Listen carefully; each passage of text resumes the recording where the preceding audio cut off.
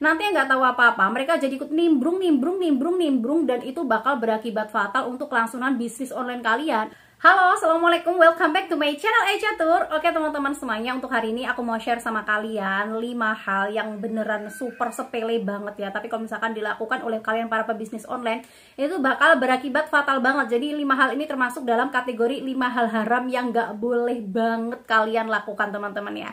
Nah, penasaran apakah itu? Sebenarnya ini semua tuh sepele banget loh ya, dan mungkin kalian tuh nggak menyadarinya. Tiba-tiba kalian tuh pernah ngelakuin itu, tiba-tiba sekarang ini kalian ngelakuin itu, kayak gitu teman-teman ya. So, kalian wajib banget nonton video aku ini sampai habis, no skip-skip, biar kalian tahu dan biar kalian nggak mengulanginya lagi. Dan buat kalian yang belum tekan tombol subscribe-nya, aku ingetin sekali lagi, silahkan ditekan dulu tombol subscribe-nya yang ada di bawah ini. Nyalakan juga lonceng notifikasinya, biar kalian selalu mendapatkan informasi dari aku seputar update tentang bisnis online, tentang seller, dan juga tentang belanja murah lainnya. Oke? Nah teman-teman, dalam menjalankan sebuah bisnis online, baik itu kalian yang udah punya toko besar atau kalian yang masih jadi reseller ataupun jadi dropshipper, kalian tuh wajib banget memperhatikan hal-hal kecil teman-teman ya, hal-hal sepele.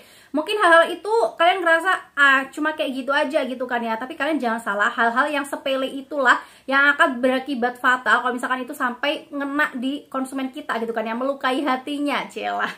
Oke teman-teman, jadi hal sepele yang pertama itu adalah slow respon ya. Nah ini nih ya, ini penting banget dan dia memang sangat sepele sekali ya, slow respon gitu ya. Tapi kalian jangan salah teman-teman ya, slow respon itu bakal berakibat atau berdampak fatal sekali untuk kelangsungan bisnis online kalian. Contoh simple aja, misalkan nih konsumen itu pagi-pagi jam 7 WA sama kalian ya, tanya tentang ketersediaan stoknya. Terus karena kalian itu dari supplier nih ya, misalkan memang dari pusatnya tuh juga slow respon, jadi kalian juga ikut-ikutan slow respon ngebales chat konsumen kalian tadi. Kalian ngebalesnya siang gitu kan ya, atau mungkin sore gitu ya. Bisa jadi konsumen tadi itu udah tanya sama toko lain, ya nggak sih? Bisa jadi dia tuh udah nyari di tempat lain. Kayak pengalaman pribadi aku sendiri teman-teman ya. Jadi aku tuh sering banget belanja di Shopee, dan pernah aku tuh ngalamin belanja di Shopee. Aku cari dari toko yang beneran super gede banget itu tokonya, barangnya tuh super komplit banget dan harganya sangat murah-murah sekali gitu kan ya, stoknya juga banyak. Aku tuh pengen order beberapa baju dari situ gitu kan ya, aku fullin gitu kan ya. Terus aku tanya sama dia dulu ketersediaan stoknya, terus aku tanya sama dia ini kancingnya kancing hidup atau enggak, seperti itu. Karena di ulasan-ulasannya tuh kurang lengkap gitu, makanya aku tanya sama dia. Aku tanya jam 8 pagi kalau nggak salah ya, tapi ternyata seharian dia tuh belum ada ngebales chat aku gitu kan ya. Padahal aku tuh pengennya tuh pengen buruan order, pengen buruan dikirim gitu kan ya, karena aku tuh lagi butuh banget saat itu. Alhasil akhirnya aku cari di toko lain teman-teman ya. Jadi aku karena udah nggak mau lah ya nunggu seharian, karena pengennya kan aku saat itu butuhnya gitu kan ya. Ternyata dia seharian penuh nggak ada ngebalesin chat aku di Shopee gitu ya. Dan akhirnya aku order di tempat lain, karena di tempat lain walaupun harganya jauh lebih mahalan sedikit, tanya beberapa menit kemudian langsung dibales kayak gitu teman-teman ya. Itu adalah contoh simpelnya aja, karena konsumen ini tuh semakin lama semakin manja teman-teman ya. Jadi maunya itu mereka tuh cepet, maunya itu buruan dibales gitu. Mereka tuh maunya yang jangan slow respon, yang fast respon seperti itu. Dan ternyata di teman-teman ya, seperti kisah aku tadi itu, nggak cuma sehari, dia 2 kalau nggak sampai 3 hari itu baru dibales. Jadi 3 hari kemudian baru dibales gitu kan ya. Dan aku tuh udah keburuan order dari tempat lain, hasil ya aku nggak jadi order dari tempat situ kayak gitu. Nah itu teman-teman, itu adalah satu sampel saja, itu baru satu konsumen saja. Kalau misalkan kayak ada 100 konsumen atau mungkin 10 konsumen tanya gitu kan ya, tapi ternyata dia belum ngebales chat, apa nggak rugi gitu kan ya? Rugi banyak konsumen dong. Nah penting banget untuk ini kalian perhatikan nih teman-teman ya, apalagi buat kalian yang pemula banget, yang baru ngejalanin bisnis online gitu kan ya. Misalkan kalian itu jadi reseller atau ngedropship dari supplier, penting banget buat kalian nyari supplier yang bener-bener fast respon. Kemudian untuk kesalahan yang kedua adalah cuek sama customer. Nah teman-teman, perlu kalian ingat ya, kita ini tuh lagi jualan ya, bukan pacaran. Kalau misalkan kita lagi pacaran gitu kan ya, kita cuek sama si doi gitu kan ya, ya oke nggak masalah gitu kan ya. Tapi ini kalau misalkan kita cuek sama konsumen, konsumen tuh nggak akan menerima atau nggak akan pengertian sama kita gitu kan ya. Karena dia sebagai konsumen, kita masih ingat kan ya, konsumen adalah raja, yang nggak raja-raja juga gitu kan ya. Cuman paling nggak kita ya jangan cuek-cuek juga gitu kan ya. Kayak contoh nih ya, kita tanya sama dia nih, sama misalkan aku nih ya sebagai pembeli ya, terus aku tanya sama dia, sis untuk yang ini ada nggak barangnya gitu. Terus dia cuma jawab kosong, kayak gitu aja. Gimana perasaan kalian? Pasti kalian mikirnya, wah gila nih orang cuek amat sih ya, pasti kayak gitu kan ya. Harusnya kalau misalkan memang kosong, kita itu jawab aja, Kosong sis, tapi untuk warna lain tersedia loh. Yang pink ini adalah edisi terbaru nih, lagi ada diskon kayak gitu. Atau mungkin kita bisa menawarkan produk bestseller lainnya. Kosong sis, tapi kita lagi ada produk baru nih, yang ini lagi diskon, ini cakep banget loh, hampir mirip sama ini kayak gitu. Mereka, si konsumen-konsumen tadi tuh bakal ngerasa lebih diperhatikan gitu sama kita, dan kita tuh lebih kelihatan care gitu loh, lebih kelihatan peduli sama konsumen gitu. Jadi kalian sebagai seller nih teman-teman ya, baik itu kalian punya toko sendiri ataupun kalian cuma jadi reseller ataupun dropshipper jadi supplier, kalian wajib banget jangan sampai cuek sama konsumen kalian. Kemudian untuk kesalahan yang ketiga adalah kurang ramah. Ini hampir mirip sama yang cuek tadi teman-teman ya, cuman berbeda. Untuk kurang ramah ini kadarnya dia itu nggak cuek, tapi dia itu nggak ramah sama sekali. Kalian harus ingat teman-teman ya, ramah sama lebay itu berbeda ya. Kalau misalkan lebay kita tuh terlalu over gitu ya. Lebay itu kita terlalu over, tapi ramah itu kita lebih wah gitu loh, lebih sumringah gitu. Walaupun kita tuh cuma chattingan aja ya, kan nggak bakal kelihatan nih ya mimik muka kita, tapi bakal kelihatan loh di chat itu. Misalkan kita kasih emoticon apa kayak gitu ya, contoh simple aja nih, kita banyak bilang terima kasih sama dia, mohon menunggu ya kakak, kayak gitu aja itu udah termasuk ramah banget nih teman-teman ya. Kalian bisa bedain ya, misalkan nih ada konsumen tanya sama kita, sis untuk yang ini warna merah sama hijau ada apa enggak? Kita jawab ada nih, kayak gitu aja. Sama ada nih kakak, kayak gitu. Beda kan teman-teman ya, ada nih kakak itu lebih ngena banget di hati konsumen gitu kan ya. Bahkan lebih bagus lagi kalau misalkan kita tuh kayak semacam mendoakan dia gitu teman-teman ya, karena banyak banget nih ya orang-orang atau customer-customer yang lebih suka didoain gitu kan ya. Karena di pengalaman pribadi aku, waktu aku ngebuka bisnis online dulu banget, aku tuh sering banget kayak gitu sama konsumen-konsumen aku, dan ternyata itu tuh berdampak banget.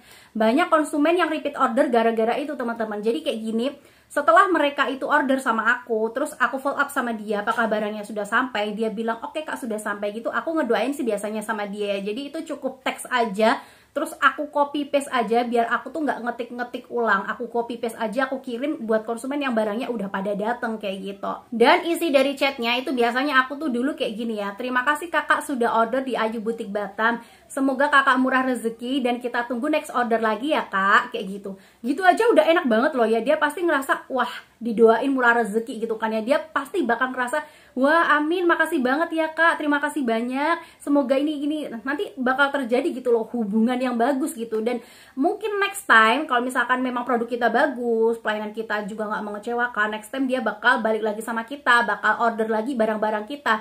Atau bisa jadi nih teman-teman ya, bagusnya dia mungkin bisa ngerekomendasiin ini sama teman-teman dia. Misal kalian jualan hijab, di sini loh beli aja di sini, di pelayanannya ramah banget loh, dia produknya bagus nih kemarin.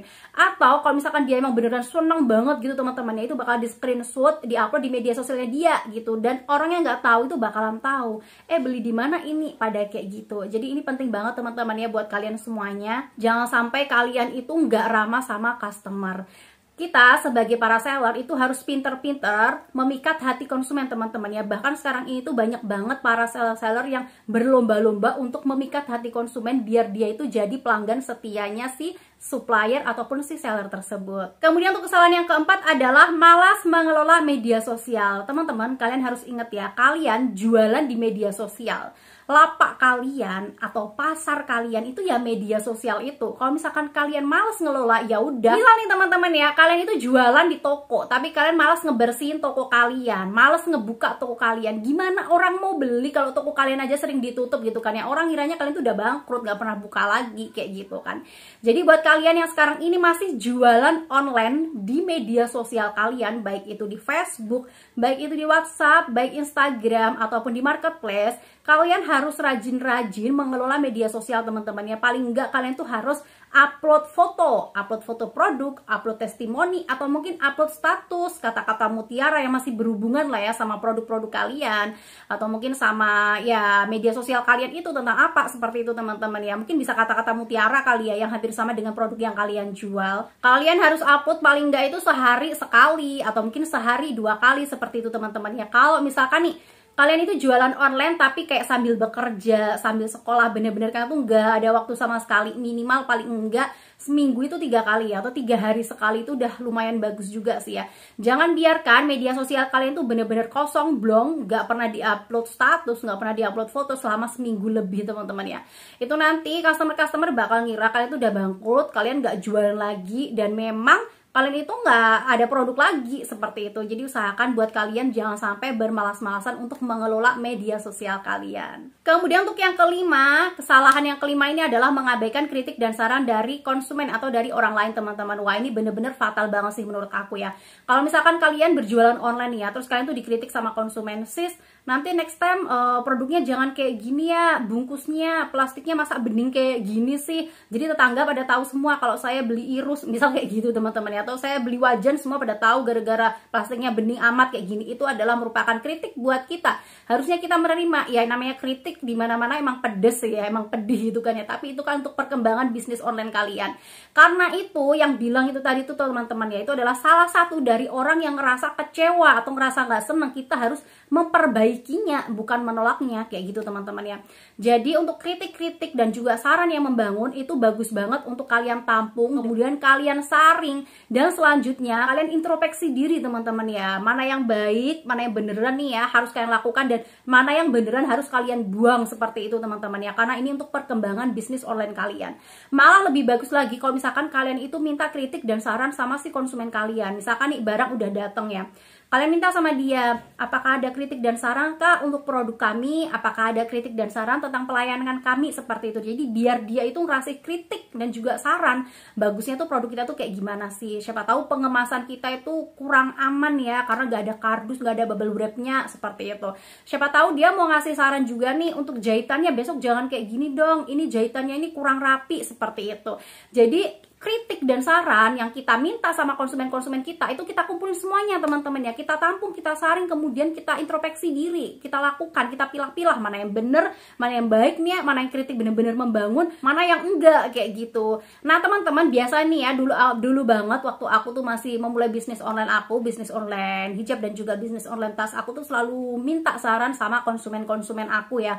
Aku selalu minta sama mereka ada kritik dan saran kayak gitu, dan itu beneran membantu banget loh, dan mereka pun benar-benar open banget gitu. Mereka ngerasa wah bagus banget ya kak ya, seperti ini pelayanannya bagus juga, kemudian juga minta kritik dan saran seperti itu. Mereka malah seneng banget gitu loh bisa ngasih kritik dan saran. Dan bahkan buat yang mereka yang puas-puas banget, mereka tuh biasanya emang gak ada kritik dan saran sih ya, tapi mereka bakal ngerasa lebih happy aja gitu loh, karena kita udah care sama dia, seperti itu. Nah untuk kritik dan saran ini teman-teman, kalau saran dari aku pribadi, lebih baik kalian mintanya secara pribadi aja ya. Mungkin bisa melalui chat WhatsApp, atau mungkin DM Instagram seperti itu ya, atau mungkin di Messenger Facebook seperti itu.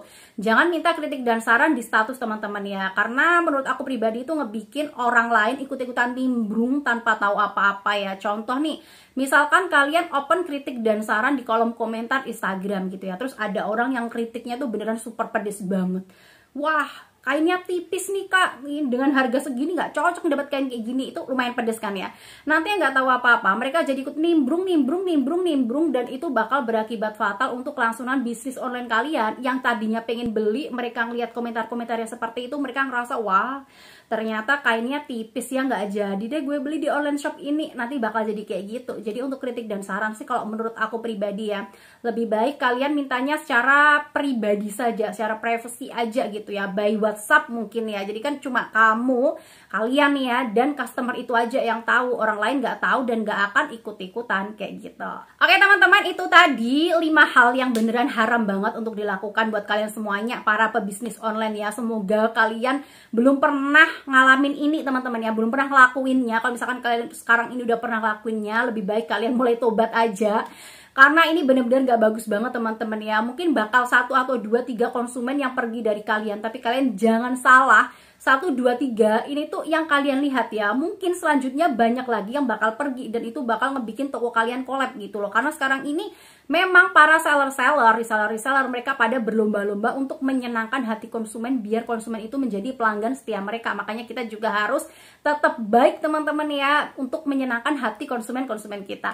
Oke, terima kasih banyak udah nonton video aku sampai habis. Sekali lagi ya, buat yang belum tekan tombol subscribe-nya, kalian beneran rugi banget, karena bakal ketinggalan semua update informasi dari aku seputar bisnis online dan seputar rekomendasi supplier murah lainnya. Thanks for watching my video. See you next video. Wassalamualaikum warahmatullahi wabarakatuh. Bye-bye.